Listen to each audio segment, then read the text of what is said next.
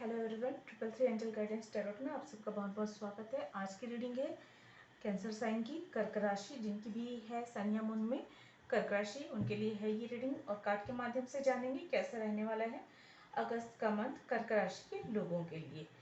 तो ये एक जनरल रीडिंग है, सारी बातें रेजोनेट नहीं करेंगी। जो बातें रेजोनेट होती है रख ले, बाकी बातों को जाने दे। रीडिंग अगर रेजोनेट होती है, पसंद आती है तो लाइक करें, कमेंट करके ज़रूर बताएं। आपके लाइक कमेंट बहुत महत्व रखते हैं हमारे लिए। और साथ ही साथ चैनल को सब्सक्राइब करें और 333 एंजल गाइडेंस टैरोट फैमिली का हिस्सा बने। और जिन्होंने भी पहले सब्सक्राइब किया हुआ है उन सबका बहुत बहुत धन्यवाद मेरे चैनल को सब्सक्राइब करने के लिए, मुझे सपोर्ट करने के लिए। चलिए देखते हैं कार्ड्स क्या बताते हैं, कैसा रहने वाला है अगस्त का मंथ कर्क राशि के लोगों के लिए।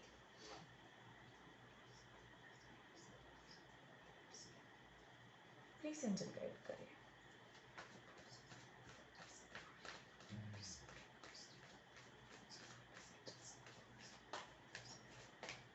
प्लीज एंजल गाइड करें, कर्क राशि के लोगों के लिए कैसा रहने वाला है अगस्त का मंथ। कर्क राशि के लोगों के लिए कैसा रहने वाला है अगस्त का मंथ।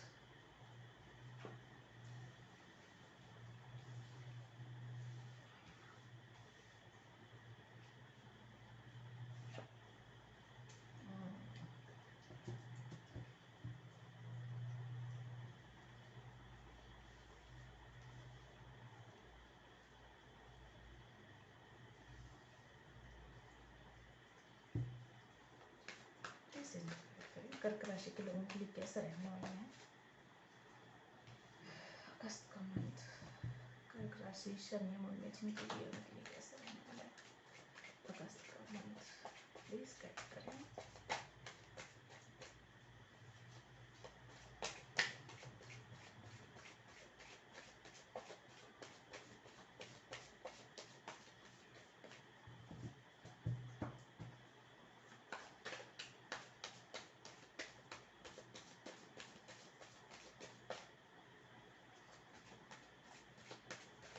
प्लीज गाइड करें।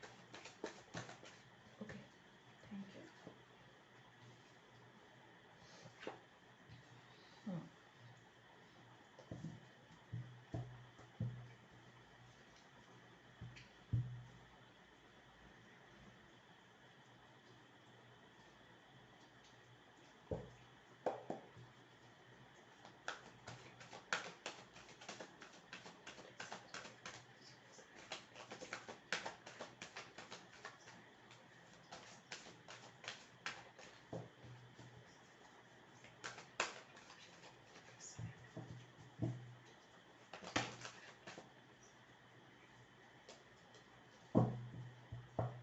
प्लीज गाइड करें।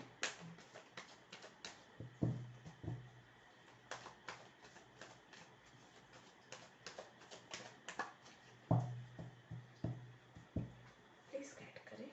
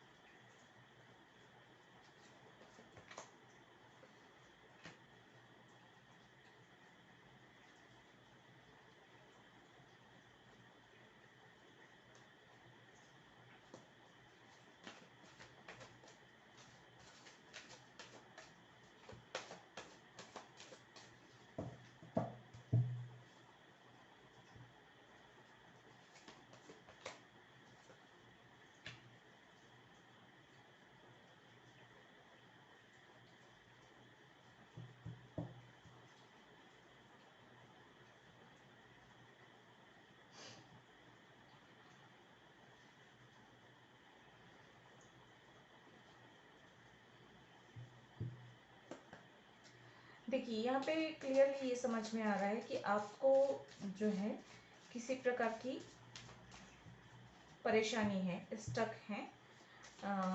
किसी सिचुएशन में आप बहुत बुरी तरीके से फंसे हुए हो सकते हैं। कोई स्थिति हो सकती है, मानसिक अवस्था हो सकती है, या फिजिकल पेन हो सकता है किसी प्रकार का, या कोई ऐसी सामाजिक स्थिति हो सकती है जहाँ पे आप बहुत ज़्यादा फंसे हुए परेशान लग रहे हैं। आप करना चाहते हैं, आप शायद सही समय का इंतज़ार कर रहे हैं, लेकिन वो सही समय नहीं आ रहा है। ये यहाँ पे नजर आ रहा है, जिसकी वजह से आपको चिंता हो रही है कि कब होगा, कैसे होगा, क्या होगा, कैसे इस चीज से बाहर निकले। ये किसी प्रकार का लोन भी हो सकता है जो आपको परेशान कर रहा हो, या कोई सामाजिक दायित्व हो सकता है, जिम्मेदारी हो सकती है, या कोई कनेक्शन हो सकता है जो आपको परेशान कर रहा है।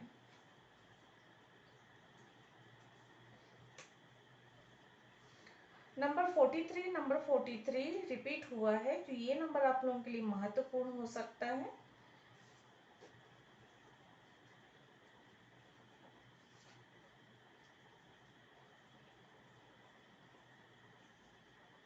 ओके, हाँ, ठीक है।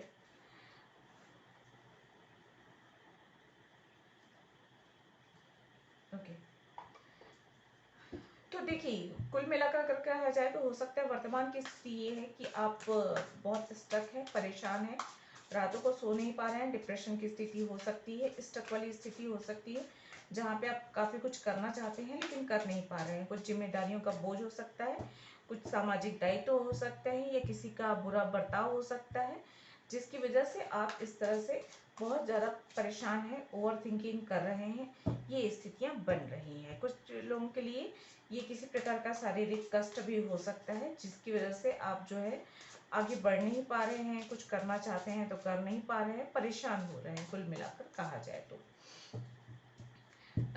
आपको इंतज़ार है कि कब स्थिति ठीक होगी, कब आपका अच्छा वक्त आएगा, या कब आपको मौका मिलेगा कि आप या कोई उपाय सूझेगा कि आप जो है इस परेशानी से बाहर निकल सकते हैं।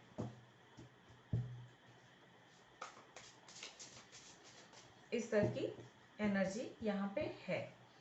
तो अच्छी बात ये है कि यहाँ पे आने वाले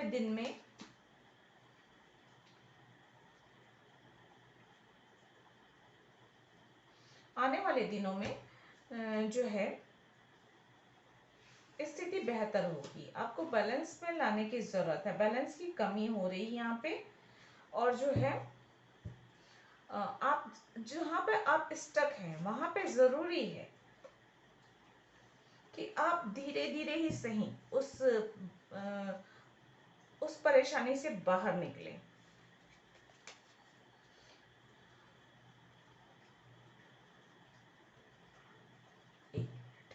एक्शन लेने की जरूरत यहाँ पे क्लियरली नजर आ रही है। अगर आपकी कोई परेशानी है तो उस परेशानी को देखने का नजरिया आपको बदलने की जरूरत है, और जो है उस चीज के बारे में और अधिक जानकारी, अगर कोई परेशानी है तो उस परेशानी के बारे में और अधिक जानकारी हासिल करने की जरूरत है।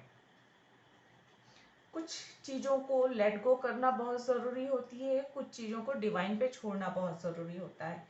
यहाँ पे हो सकता है कि आपकी कोई ऐसी परेशानी हो जो समय के साथ हील हो, समय के साथ उस परेशानी का हल निकले। तो अभी आपके हाथों में उस परेशानी का हल निकालना संभव नहीं है, तो उसे डिवाइन को सरेंडर कीजिए, उससे मूव ऑन कीजिए, उस परेशानी से बाहर निकलने की कोशिश कीजिए, लेट गो करने की कोशिश कीजिए। ये कहा जा रहा है सेल्फ रिस्पेक्ट पे वर्क कीजिए और सेल्फ लव पे वर्क कीजिए, ये ज़रूरी है। हो सकता है आप डिप्रेशन में हो सकता है आप इतने परेशान हो कि आपका किसी काम में मन नहीं लग रहा है, आपका फोकस जो है आपके काम से पूरी तरीके से हट गया है। तो यहाँ पे आपने को जैसे एक तरीके से कहा जाए कि आप जो है थोड़ा सा ट्रैक से हट गए हैं। तो धीरे धीरे ही सही आपको जो है अपने जीवन को वापस से व्यवस्थित करने की जरूरत है, एक्शन में आने की जरूरत है। एक एक कदम, छोटे छोटे कदम ही उठाकर आगे बढ़ते रहने की जरूरत है। स्टक मत रहिए, आगे बढ़ना बहुत जरूरी होता है। जब तक आप आगे नहीं बढ़ेंगे आप उसी परेशानी में फंसे हुए खुद को पाएंगे।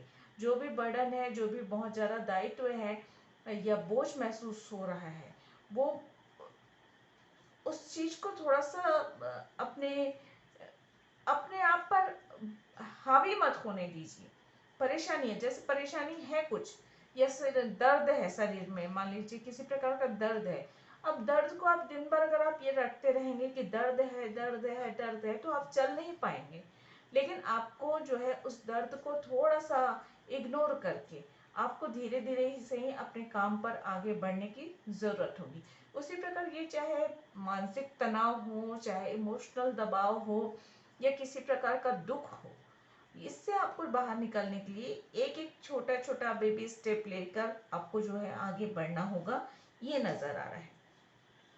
जो चीजें आपको कंफ्यूज कर रही हैं बहुत ज्यादा, उस कंफ्यूजन से बाहर निकलने की जरूरत है।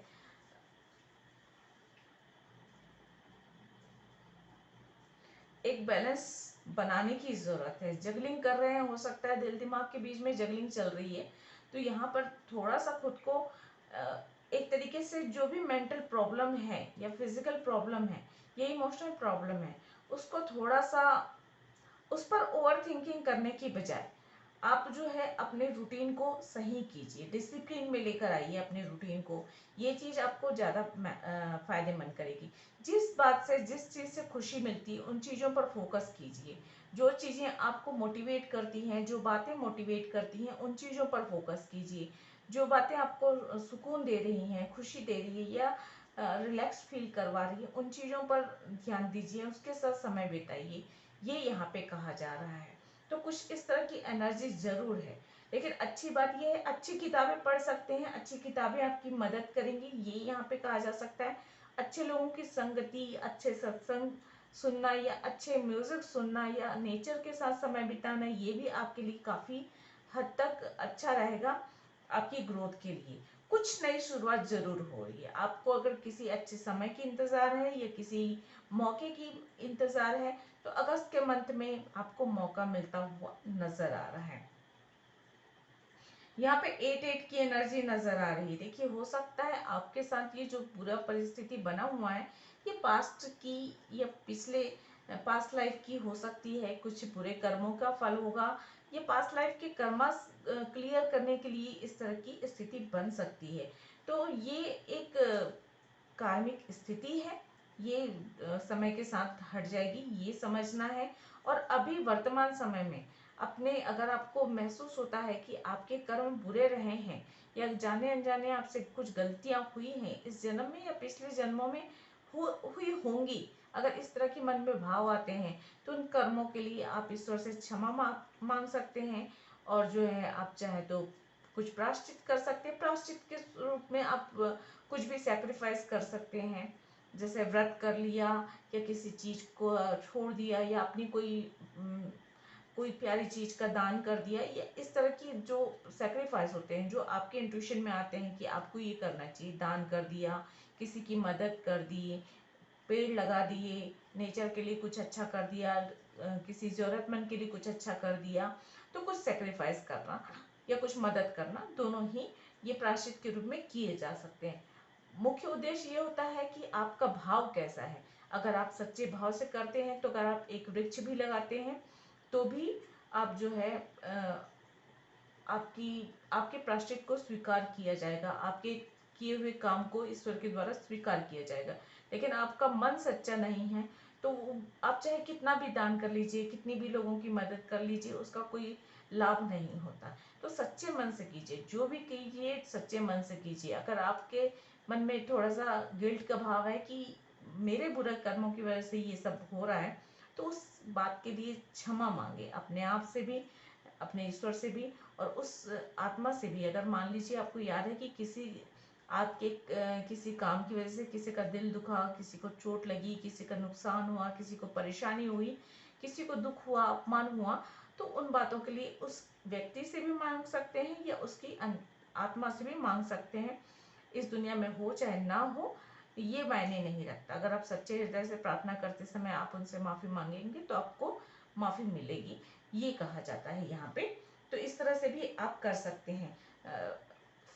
ईमानदार रहिए अपने आप के प्रति, लोगों के प्रति, अपने काम के प्रति, ये यहाँ पे कहा जा रहा है।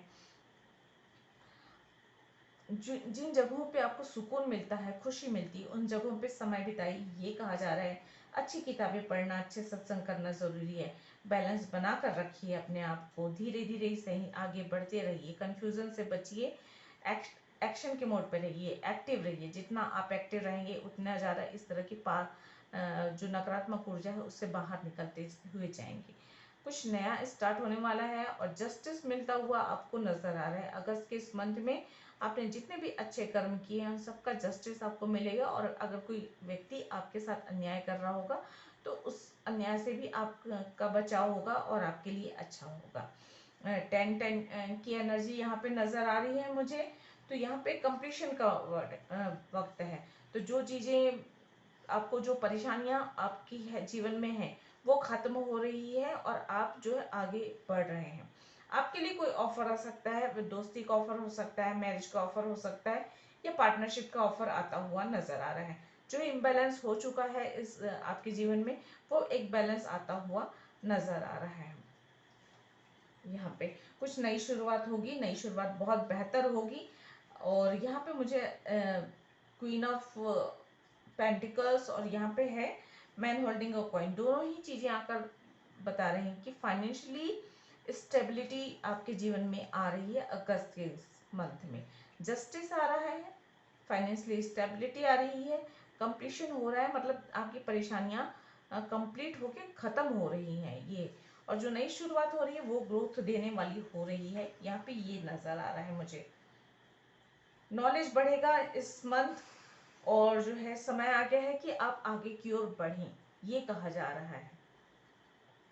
ऊंचाई की ओर बढ़ते हुए नजर आ रहे हैं। लेकिन ये जब क्या होता है कि ट्रांसफॉर्मेशन का कार्ड भी है यहाँ पे। तो ऐसा है कि जब आप एक आप काइट देखे होंगे, पतंग देखे होंगे आपने, तो आपने देखा होगा कि जब वो पतंग ऊंचाई पे पहुंचने से पहले कई बार वो जमीन में पटकनी खाता है। हम लोग पटकनी खाना बोलते हैं। जब वो जमीन में टच होता है, फिर से ऊपर उठता है, फिर से जमीन में टच होता है, फिर से ऊपर उठता है। तो ये जो जमीन में टच होना होता है, ये जो गिराव होती है, ये ऊंचाई की ओर बढ़ने का एक पॉइंट है वो भी, कि जहाँ पे आप नीचे गिरते हैं वहां से फिर से ऊपर उठना।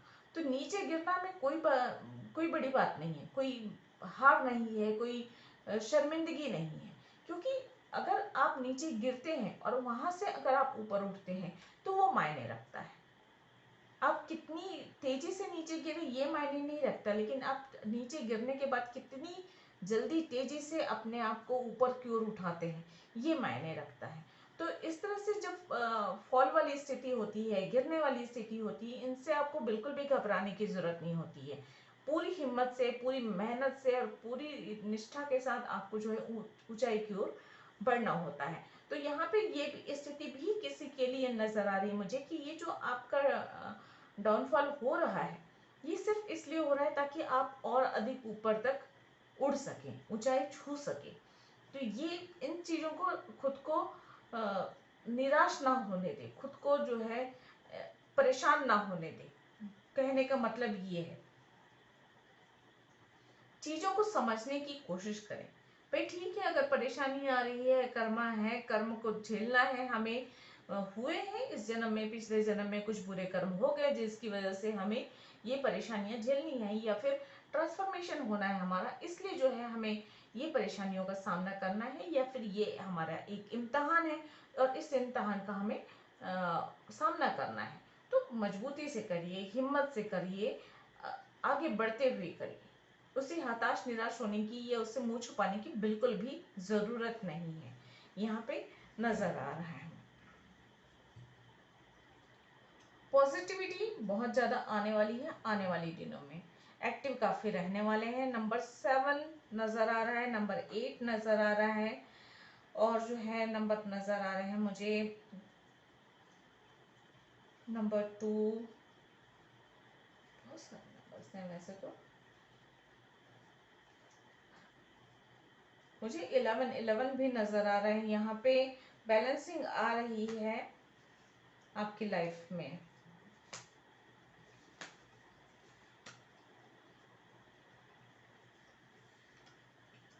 तो आपको ज्यादा घबराने की जरूरत नहीं है यहाँ पे। और जो लोग जिन लोगों की ये स्थिति है कि जो सेपरेशन हुआ है या ब्रेकअप हुआ है जिसकी वजह से आप परेशान हैं, तो आपको बिल्कुल भी घबराने की जरूरत नहीं है। क्योंकि यहाँ पे कार्ड्स ये बता रहे हैं कि इस सेपरेशन के बाद, इस ब्रेकअप के बाद हो सकता है आप, संभावना है यहाँ पे कि आपको आपका सोलमेट मिले। उसके साथ न्यू लव की एंट्री हो रही है, न्यू लव की एंट्री हो रही है, आपके लिए प्रपोजल आ रहा है, आपके लिए ऑफर आ रहे हैं, कहीं किसी दूर से आ रहा है, ये नजर आ रहा है आपको आपका सोलमेट मिलता हुआ।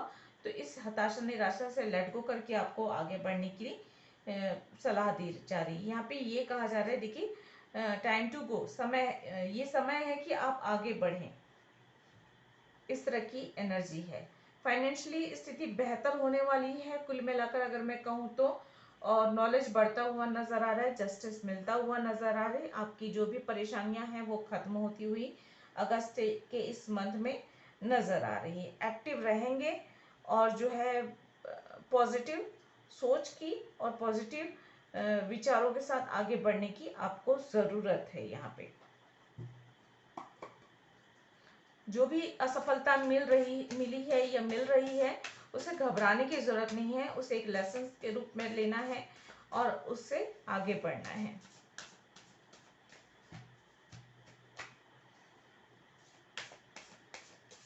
आने वाले दिन काफी पॉजिटिव रहने वाले हैं, काफी सफलता देने वाले हैं, होने वाले हैं। कंफ्यूजन से बचें, आपके लिए बहुत सारे ऑप्शंस खुल रहे हैं और जो है उनमें भी कंफ्यूज नहीं होना है, उसमें से जो आपके लिए सही है उसे चुनकर आगे बढ़ना है। You are very close to achieving your goal का कार्ड आया हुआ है। Nothing will come of this situation का भी कार्ड आया हुआ है। इमोशंस आर रनिंग हाई, देखिए यहाँ पे ये कार्ड्स ये बता रहे हैं कि इमोशंस बहुत रनिंग हाई होने वाले हैं, यानी बहुत ज़्यादा इमोशनल होने वाले हैं। तो थोड़ा सा खुद को प्रैक्टिकल बनाने की कोशिश करें। बहुत ज़्यादा इमोशनल होना भी सही नहीं होता है, क्योंकि ये आपको और ज़्यादा हताशा निराशा में डाल देता है। अगर ये नेगेटिव एनर्जीज के साथ हो तो बहुत ज़्यादा खुश होना भी सही नहीं होता है, बहुत ज़्यादा दुखी हो जाना भी सही नहीं होता है। तो इसलिए इमोशंस पे थोड़ा सा कंट्रोल अपना बनाए रखें। मेडिटेट एंड कंटेम्पलेट का कार्ड है, तो थोड़ा सा अपने आप में बैलेंस बनाने की ज़रूरत है। बैलेंस जितना हो सके आप बना कर रखें, ताकि मानसिक चिंताएं भी दूर हो और आप हताशा निराशा से बच सकें।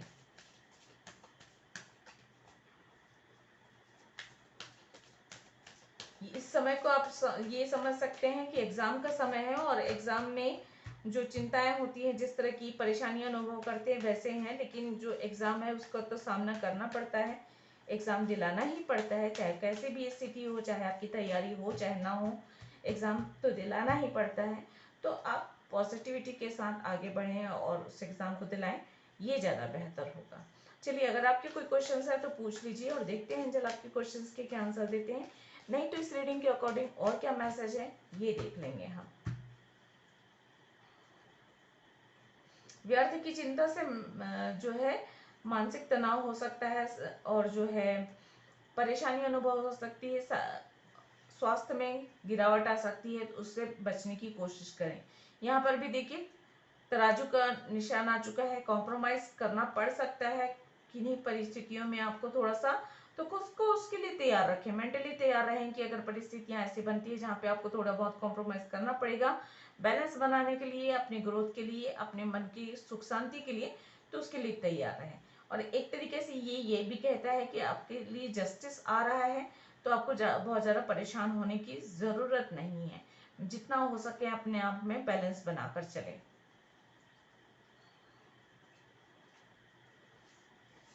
जरूरी है कि जीवन में सुख के लिए रिमेन पॉजिटिव का कार्ड है, तो हमेशा पॉजिटिव रहें, खुश रहने की कोशिश करें। जिन चीज़ों से, जिन बातों से आपको खुशी मिलती है उन चीज़ों पर ध्यान दें, उन बातों पर ध्यान दें।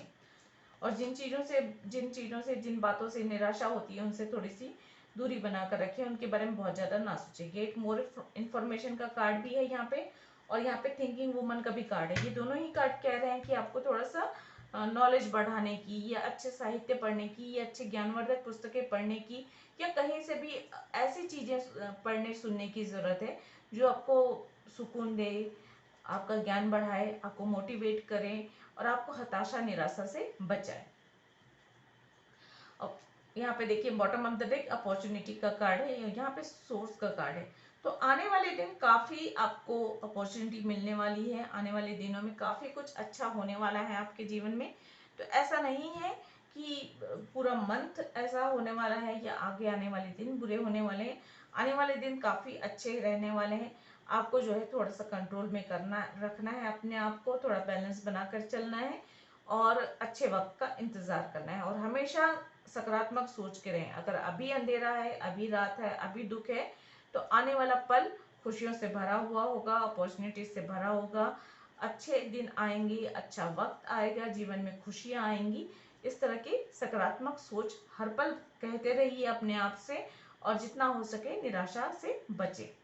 तो ये थी आप लोगों की रीडिंग। आई होप आप लोगों को पसंद आई होगी। अगर ऐसा है तो प्लीज़ लाइक करें, शेयर करें, सब्सक्राइब करें मेरे चैनल को। मैं मिलती हूँ अगली रीडिंग में, तब तक के लिए गॉड ब्लेस, थैंक यू, नमस्ते।